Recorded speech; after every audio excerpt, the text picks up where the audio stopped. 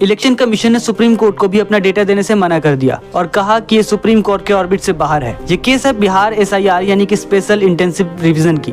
जब election commission ने बिहार के 65 लाख मतदाताओं को वोटर लिस्ट से बाहर कर दिया, इस पे केस हुई और सुप्रीम कोर्ट ने जब पूछा कि ये लोग बाहर क्यों हैं और इनकी बाहर होने की वजह क्या है, तो इलेक्शन कमीशन ने इस डेटा को देने से इनकार कर दिया। इसी बीच विपक्ष लगातार इलेक्शन कमीशन पे ये सवाल कर रही है और इल्जाम लगा रही है कि हर चीज गड़बड़ी से हो रही है। बिहार में leader of opposition Tejashwi Yadav ने ये कहा कि SIR के बाद उनका वोटर ID का जो इपिक नंबर है वो चेंज कर दिया गया है और अगर किसी का इपिक नंबर चेंज हो जाए तो प्रॉब्लम ये होगी कि बहुत से डॉक्यूमेंट्स यानी दस्तावेजों में आपका वोटर ID लिया जाता है। अगर वोटर ID का नंबर ही चेंज हो जाए तो क्या वो दस्तावेज का वैल्यू रहेगा? लेकिन इस बारे में इलेक्शन कमीशन ने कहा कि हमने शिकायत का मौका दिया है, हमने शिकायत का ऑप्शन खोल के रखा है, आप शिकायत कीजिए। लेकिन जमीनी हकीकत पे आप अगर देखें तो बहुत से कार्यकर्ता ऐसा कह रहे हैं कि हम जब शिकायत दर्ज करने जाते हैं तो हमें ये कहा जाता है कि आप न्यू रजिस्ट्रेशन कर लीजिए, यानी कि नया वोटर ID बनवा लीजिए। तेजस्वी यादव ने साथ में ये भी दावा किया कि बिहार के उप मुख्यमंत्री विजय कुमार सिन्हा का 2 कंस्टिट्यूएंसी में नाम है, यानी कि मतदाता सूची में नाम है, वो 2 जगह वोट करते हैं।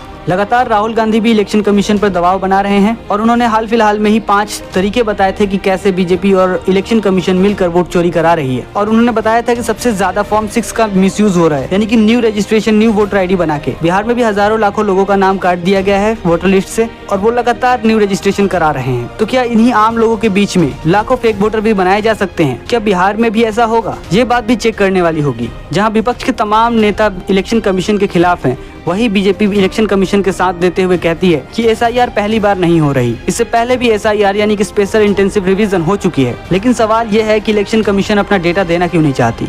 वो सुप्रीम कोर्ट तक को अपना डेटा नहीं दे रही और जो इसके विरोध में जा रहा है उसको डिटेन किया जा रहा है। ऐसा क्यों? इस बारे में आपकी क्या राय है? आप कमेंट में जरूर बताइए।